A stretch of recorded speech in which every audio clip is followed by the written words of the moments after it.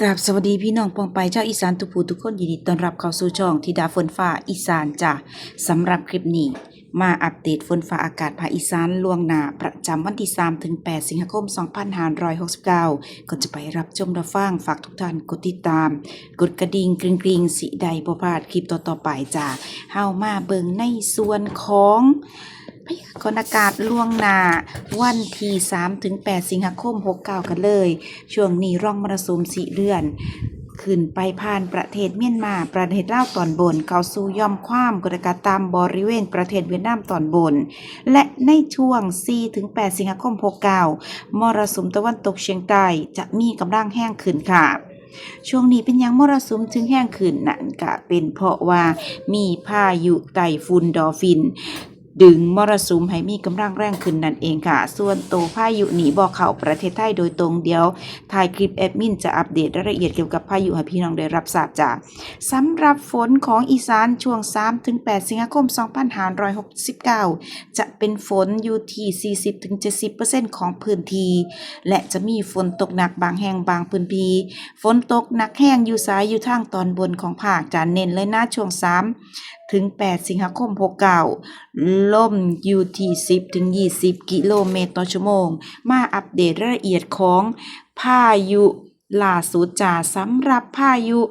ไต้ฝุ่นดอฟินเนาะพี่น้องเนาะและกะมีพายุเกิดใหม่อีกลูกหนึ่งนั่นก็คือพายุดีเปชันถามว่าพายุที่เกิดขึ้นนี้มีผลกระทบต่อประเทศไทยจังใดแอดมินอัปเดตให้ทราบจ้าอัปเดตล่าสุดพายุดอฟินนี้บอกเข้าประเทศไทยแต่ยังมีผลกระทบทางอ้อมอยู่นะจ๊ะเนาะ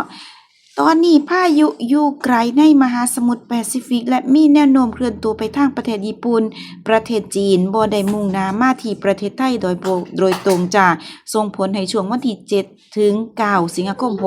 69จะซอยดึงมรสุมที่ปกคลุมประเทศไทยให้มีกำลังแรงขึ้นสิส่งผลให้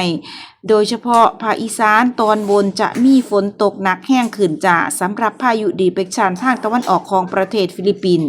อาจจะทวีกำลังแห้งเป็นพายุโซนร้อนในช่วงระยะสั้นๆแต่คาดว่าสิถูกพายุลูกใหญ่ดึงดูดและอ่อนกำลังลงอาจจะบ่ส่งผลกระทบต่อประเทศไทยจ้า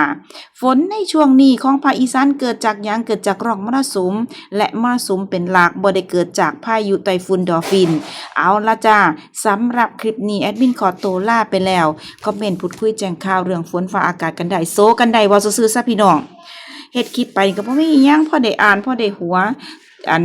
บางท่านบอกว่าฝนตกซ้ำเหนียวจักรยานพอถนนหลายว่าซั่นโอ้ยตาสิตนพื้นที่ใดบ่มีฝนแจ้งแอดมินได้จ้ะแอดมินก็จะพยายามอัปเดต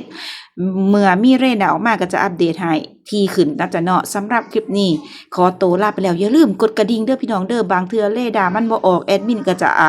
ออกคลิปบ่ตรงเวลาปานใดกดกระดิ่งนี้มันจะแจ้งเตือนออกคลิปปั๊บกระดิ่งก็แจ้งเตือนปั๊บพี่น้องจะได้กดเบิ่งทันว่าเรดาร์ฝนอยู่อำเภอใดจ้ะคลิปนี้ลาไปแล้วพบกันใหม่คลิปหน้าสวัสดีค่ะ